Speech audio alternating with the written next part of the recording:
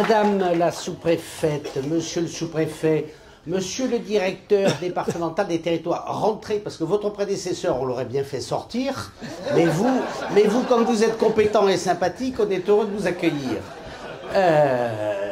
Je salue bien entendu mes sénatrices préférées, mon sénateur préféré, Gérard n'est pas là. Alors, je précise pour ceux qui sont déçus que Gérard ne soit pas là et qui était venu pour lui, c'est qu'ils peuvent revenir en deuxième semaine, la semaine prochaine, donc le 12 juillet, où nous faisons notre cérémonie traditionnelle autour des maires des Yvelines, traditionnelle parce que déjà depuis quelques années. Je salue bien entendu aussi les vice-présidentes du conseil départemental, puisqu'effectivement il y a Pauline et Cécile. Je salue les conseillères départementales. J'ai vu Josette, j'ai vu Cécile Zamit, et je pense que je n'oublie personne qui... Pardon. Vous êtes conseillère départementale, les filles, c'est sûr. Donc Fabienne et Madame Clarisse.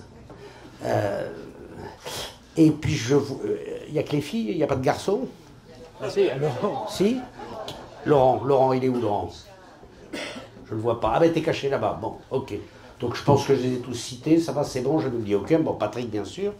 Et puis, le conseiller régional président de l'intercommunalité, comme d'ailleurs la conseillère générale est présidente de son intercommunalité, Cécile. Et puis l'ensemble des maires présents, ou représentés par leurs adjoints ou leur première adjointe, n'est-ce pas, Madame la première adjointe de Vilaine, l'ensemble des collaborateurs d'ingénierie présents, que je remercie de leur action. Et puis, je débuterai mon propos par ces quelques mots pour te remercier, Patrick, parce que c'est vrai que ingénierie est encore loin de l'âge de raison. Nous n'avons que 9 ans, mais nous fêterons dignement les 10 ans. On est donc 9 ans, on est encore en CM1. On a appris à lire, à écrire et à compter à peu près. Mais toujours est-il que grâce à l'ardeur, à l'énergie que tu mets dans le fonctionnement de cette agence, je crois qu'on a un véritable élan qui profite à l'ensemble des communes. Et je m'en réjouis. Quelques précisions très rapides, parce que sous cette salle, sous cette toile, il fait chaud, et donc nous avons soif, et nous sommes quand même là pour trinquer. Premièrement, la situation financière du département, les nuages s'accumulent. Les nuages s'accumulent puisque, comme vous le savez, on nous a supprimé la part de taxe foncière, puisque c'est vous qui l'avez, et que nous n'avons donc plus qu'une seule recette fiscale qui est plafonnée, puisque nous n'en fixons pas le taux, que sont les droits de mutation. Depuis le début de l'année, nous avons moins 25% de droits de mutation. Moins 25% de droits de mutation, si c'est comme ça toute l'année, c'est 120 millions d'euros en moins pour le département. Et il faut que vous sachiez qu'en gros, les droits de mutation, pour nous, c'est l'équivalent de notre budget d'investissement. Et donc, si nous avons un quart de droits de mutation en moins, la réalité voudrait que nous ayons un quart d'investissement en moins, d'autant que, comme vous, nos dépenses augmentent, elles augmentent sensiblement, et de ce fait, notre capacité d'autofinancement se réduit, rendant un peu dangereuse le recours à la dette, qui en plus est beaucoup plus onéreuse qu'autrefois. Donc nous sommes dans une situation dont j'ai averti les conseillers départementaux, qui va nous amener à prendre, à la rentrée de septembre, j'ai demandé à ce que les vacances de la direction des finances et de la direction générale soient studieuses, à prendre donc des mesures d'économie. Et comme toujours, quand on prend des mesures d'économie, ça ne fait pas plaisir. Donc il y aura des mesures d'économie fortes qui seront prises en septembre et aucun secteur ne sera épargné, c'est comme ça. J'avais déjà eu l'occasion de le dire dans le passé, puisque nous n'avons plus le levier fiscal, nous sommes bien obligés désormais de ne jouer que sur nos dépenses. Alors, une fois que je vous ai annoncé cette mauvaise nouvelle, car mauvaise nouvelle il y aura, immanquablement, nous souhaitons néanmoins continuer à préserver les communes et la capacité d'investir des communes. Donc nous tirerons plutôt sur la capacité d'investissement du département que sur celle des communes. Tant et si bien que j'ai quand même une bonne nouvelle pour vous, c'est que, conscient des difficultés, des surcoûts générés par l'inflation des produits, des salaires, etc., vous vous trouvez avec des travaux qui sont plus onéreux que ce que vous aviez prévu. Nous avions décidé, je ne sais plus, il y a un an, d'abaisser, nous, notre contrat rural plus, puisque la région, elle, avait augmenté le sien. Nous allons donc revenir sur cette décision pour remettre notre contrat rural plus au niveau de ce qu'il était auparavant. Et nous allons le faire, donc venez pas me voir en me regardant d'un air méchant, pour ceux qui ont déjà un contrat rural, de façon rétroactive. Donc comme ça, personne ne sera lésé. Venez pas me demander, on ne fixe pas de date, tous ceux qui ont un contrat rural plus pourront bénéficier de cette augmentation qui doit tourner autour de 70 000 €. Donc vous voyez bien que malgré nos difficultés, nous tenons quand même le cap de l'aide aux communes. Et j'irais même jusqu'à dire au bloc communal, puisque nous associons à cet effort les intercommunalités. Donc ça, c'est vraiment le marqueur de la politique, je ne peux même pas dire de la majorité départementale, mais je peux dire du conseil départemental, sans me tromper. Bon. Ça, c'était la première chose que je voulais vous dire ce soir. La deuxième, c'est que nous allons avoir, et je souhaite qu'elle soit la plus pacifique possible, une prise d'armes avec la région sur l'affaire du SDRIF-E. Car je préfère me fâcher avec la région qu'avec vous. Je vais vous expliquer pourquoi. Parce que ça, c'est une revendication qui est extrêmement importante. Tel que c'est prévu dans le SDRIF-E aujourd'hui, tout équipement que nous construirions sur votre commune serait déduit des surfaces qui vous sont attribuées.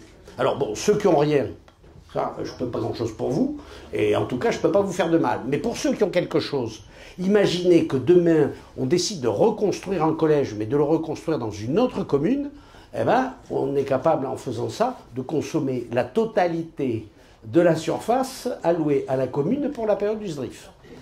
S'il nous faut faire une déviation, je sais que tout le monde n'aime pas les déviations, mais c'est parfois nécessaire. Vous savez, des déviations, c'est ces trucs qui font que les gens qui vivent le long d'une départementale particulièrement fréquentée puissent vivre un peu mieux. Eh bien, si c'est pris en compte, en comptabilité des superficies allouées à la commune, c'est un problème. Donc, nous avons sur le SDRIF-E de vraies questions, de vrais débats que nous voulons ouvrir avec la région Île-de-France. Nous demanderons d'ailleurs à son vice-président de venir devant notre assemblée départementale pour qu'on puisse essayer de trouver ensemble des chemins positifs. Ce SDRIF, je suis prêt à partager certaines contraintes parce que je vois bien que les nécessités liées largement à l'évolution climatique, à la volonté de ne plus artificialiser les sols, et on voit bien dans ces épisodes de pluie très importantes qu'on a quand même un sujet, on se retrouve avec des avaloirs qui n'avalent plus, des égouts qui n'écoutent plus, alors bref, il est donc vraiment important qu'on sache se mobiliser tous, de façon raisonnable, mais c'est la direction à prendre. Mais encore faut-il la prendre de façon coordonnée, raisonnable, parce qu'autrement, si ça doit devenir un sujet de conflit, je pense que ce serait regrettable. Voilà quel est notre état d'esprit. Donc je vous le précise, parce que ça me paraît important que nous essayions de converger sur ces sujets. Pierre n'a pas pu être là, Pierre Font, le président de l'Union des maires. Il faut dire qu'il a eu quelques nuits blanches la semaine dernière, donc il essaye de se remettre de ses émotions. Et il est important que, et département et communes, nous avancions de concert pour essayer d'améliorer ce SDRIF-E, et en étant bien conscient qu'il y a des contraintes qui pèsent sur la région. Bon, des contraintes que l'État, d'abord, fait peser sur elle, puisque j'ai cru comprendre que le préfet de région avait demandé, c'est la période du bac, donc il y a forcément une séance de rattrapage, avait donc demandé à la présidente de région de reprendre un peu le SDRIF-E. Je crois que nous sommes un certain nombre à le lui avoir dit aussi, certains lui ont écrit, et ne publient pas forcément la réponse. Donc, nous nous efforcerons tous ensemble d'essayer d'avancer parce que c'est l'intérêt des Yvelinois. La dernière chose que je veux vous dire, c'est un détail, mais qui est important. Donc je crois que je l'ai déjà dit, mais comme ça me revient toujours, j'essaye de refaire de la pédagogie. Nous avons créé un fonds d'urgence, que vous sollicitez souvent. Il faut solliciter pour de vraies urgences. C'est un détournement. Si j'étais machin de la Chambre régionale des comptes... Magistrat, oui, c'est un machin, c'était ce que je disais.